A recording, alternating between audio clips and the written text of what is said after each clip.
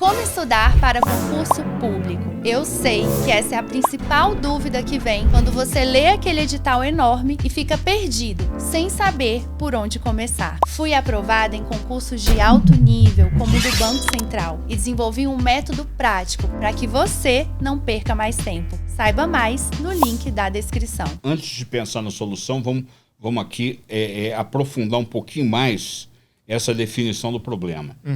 Lava Jato. Quando é que a Lava Jato começou a fazer água e começou a ser desmantelada? Quando ela voltou suas baterias para elementos da cúpula do judiciário. Então foi aí, Entendeu? Foi aí. Até então, entendi. enquanto estava incomodando o outro poder, não tinha problema. Mas aí passou a incomodar a gente do poder judiciário, os homens de preto, né? E mulheres também de preto, né? E então começou aí o desmantelamento, né, da Lava Jato. Olha, eu acho assim, não é que todo povo tem o governo que merece, que eu acho essa frase meio cínica. Tá? Meio estúpido. Mas eu recorreria aqui, uma outra frase curtinha também, de um grande filósofo iluminista escocês, o David Hume, contemporâneo e amigo do Adam Smith também, lá da Escócia, século XVIII. O David Hume dizia simplesmente o seguinte: todo governo, seja ele qual for, se baseia na opinião. Quer dizer, todo governo, em última análise, se baseia no consentimento dos governados. Né? Na crença pessoal da massa. Entendeu? Então assim, enquanto a gente tiver um sistema educacional que a gente não precisa aqui botar em jogo opiniões, é só olhar os testes do PISA, os testes internacionais. Tá fraco. Da OCDE, está fraco. Né?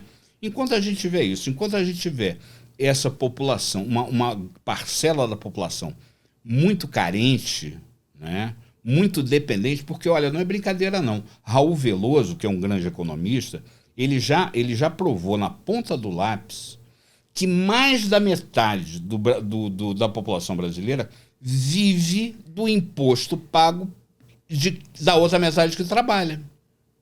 Isso é ruim, porque existe uma dependência e uma sensação de injustiça. Assim, porra, peraí, tô trabalhando por dois e a outra metade, o outro cidadão que eu estou sustentando, já está dependente daquilo. E isso aprofunda a polarização, viu? Claro. Isso aprofunda a polarização. E veja uma coisa.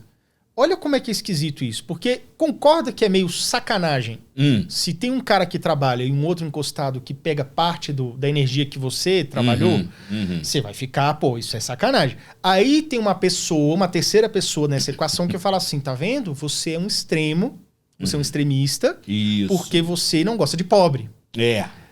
Porra, meu amigo, eu só tô falando que o negócio tá muito errado, tá muito desigual. Até porque eu acho que é interessante que todos trabalhem nos seus níveis. A dignidade do ser humano vem do trabalho. Exatamente. Agora, olha que estranho que é esse negócio. Você acredita que a verdade, ela então existe uma inflação sobre a inverdade? Ou seja, a verdade ela tá perdendo cada vez o seu valor, perdendo mais o seu valor? Por que eu digo isso? Eu não gosto do Twitter, tá? Não é uma rede social que eu entro. Sim. Mas ultimamente eu dei uma entrada lá, eu dei uma olhada e comecei a acompanhar os negócios meio que ao vivo, né? Que a coisa acontecendo ao vivo. E aí eu vi assim, alguém importante explica uma situação, que é verdade. Sim. Narra um fato. Isso que eu queria falar. Alguém narra um fato. Falei, caraca, isso realmente aconteceu. Ponto.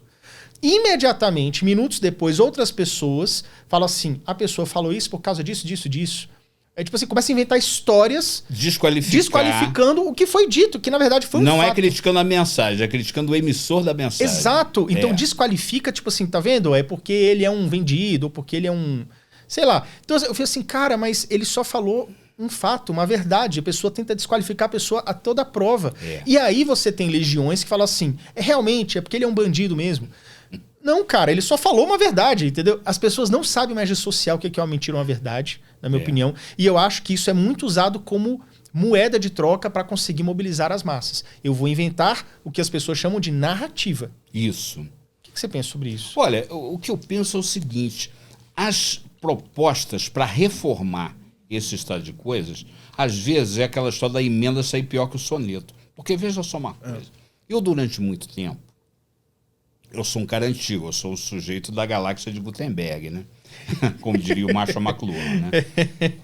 Eu sou um cara antigo. Então, durante muito tempo, quando eu precisava de um dado para escrever um artigo, por exemplo, de um dado incontestável, eu ia no site da Enciclopédia Britânica, ou mesmo compulsava os volumes da Enciclopédia Britânica, que eu tenho a coleção lá em casa, né?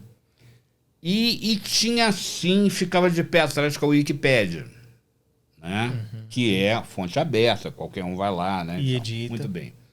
Edita e tal. Até que o Guilherme, meu filho mais velho, que até por ser mais novo que eu, ele tá muito mais, tem muito mais intimidade com essas mídias digitais, ele falou assim: pai, mas presta bem atenção numa coisa. Toda vez que você coloca um absurdo muito grande num verbete da Wikipédia, imediatamente vem a correção. Vem pessoas falando assim: não é assim. Não é assim. Então, na minha opinião, a gente tem que ter muito cuidado com essas histórias de regulamentação das redes sociais, regulamentação das plataformas, né? Porque, às vezes, isso quer significar que apenas um dos lados prevaleça. Só um lado não vai ter correção. E aí sem correção. Sem correção. Olha, eu estava pensando, olha só que coisa surreal. O que você pensa disso? Eu acho isso surreal pra caramba também. Surreal. Eu estava pensando o seguinte, Yuri. Essas pessoas, algumas pessoas, alguns influencers, o nome que a gente quer dar, que já estão há alguns meses, talvez até mais de ano, proibidas de darem a sua opinião nas redes sociais. Proibidas de usar as redes sociais. As pessoas estão proibidas de usar as redes sociais.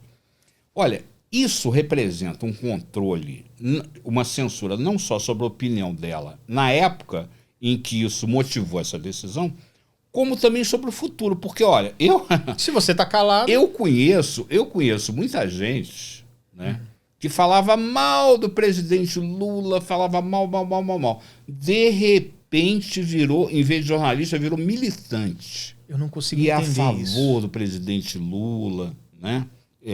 Então assim, mas não importa, são pessoas com opiniões que podem ser diferentes da gente, mas que são opiniões que merecem o nosso respeito também. Então, assim, o sujeito é cancelado no presente e no futuro, porque nem mudar de opinião ele pode expressar que mudou, porque ele está afastado.